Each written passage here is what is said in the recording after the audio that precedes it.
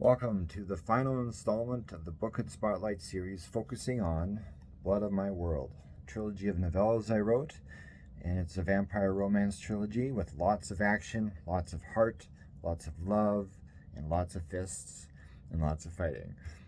And lots of blood and gore, of course, because that's what we do when we write horror, because that's what it is too. It's not just a love story, it's also a horror story, so we throw in the horror elements as well. So this one, the third of the final book, again, as I mentioned in previous book spotlights for this series, the title is kind of encompasses the book thematically, and so this one is called Life of Death. Again, the final installment, and later when I read you the synopsis, you could see how this title ties into what the book is about. But this book is, I would say, part of the focus on it is, one, the coolness of being a vampire, the cool stuff that you can do.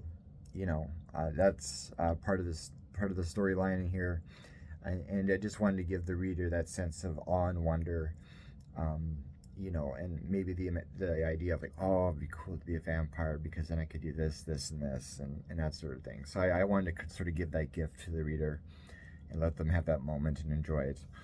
And then, of course, tons of action, because that's what I do. I do action fiction. All my stuff is just packed with action. The Axeman Saga, Underworld Trilogy, Zombie Fight Night, Megapocalypse, like everything is just loaded with action galore.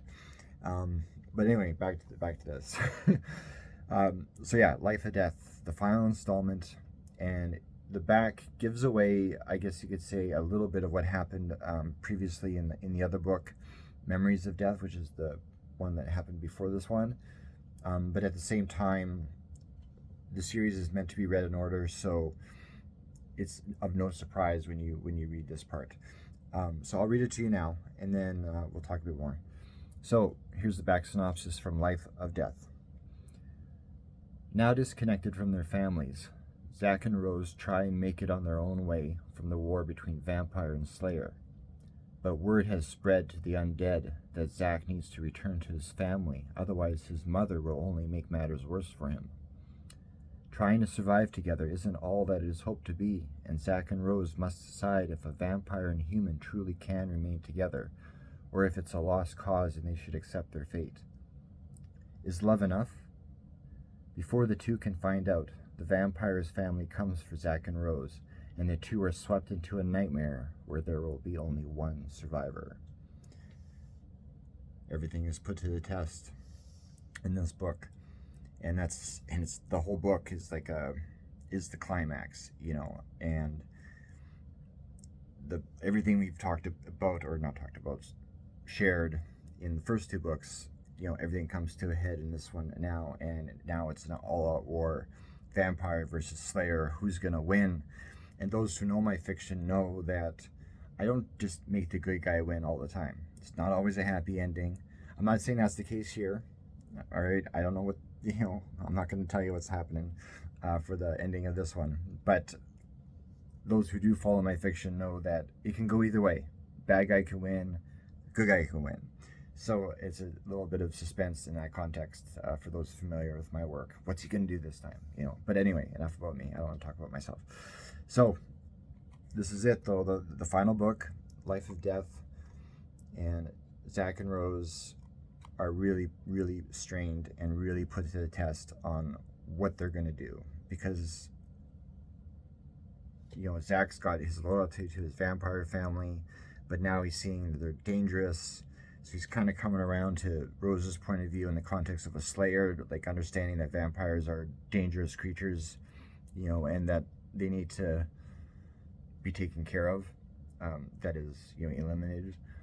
But at the same time, I mean, it's this vampire family, that's his family. Like, can you consent to, even though your family's kind of dangerous, can you consent to their eradication? Could you? I mean, I don't know your family background, but at the same time, like, you might have a few unkind people or whatever, but to make the choice to let them go get killed, like, it's pretty a heavy choice. What do you do? And from Rose's perspective, the same idea, like, here she is, a slayer, and she's, honor bound, and she's Klingon-ish in that way. And at the same time, well, that's Zach's family over there. They're dangerous, yes, but they're his family. So if I go and kill them, now Zach is hurt, and I broke his heart because I killed his family, and I had to do it violently because they're vampires. Again, like, how do you face each other after something like that, right? So things like that are explored in this series. You know, tough choices, life choices, things where you face that brick wall of choices. You can go one, you're at the wall. You either go left or you go right. There's no going forward. There's behind you, you can't go back. So what do? And each choice has a consequence. And yeah, without getting into all preachy mode here about consequences and choices, that's again explored in this book.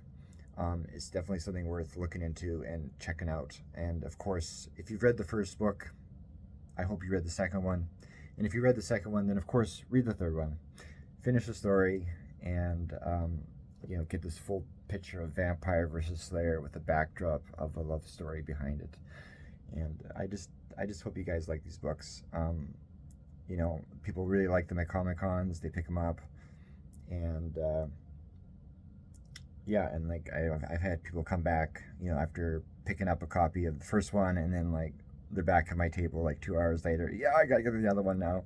So it's cool that way. But yeah, purchase links and all the rest are in the description. And thank you again for tuning in today. Thank you for letting me talk about life and death.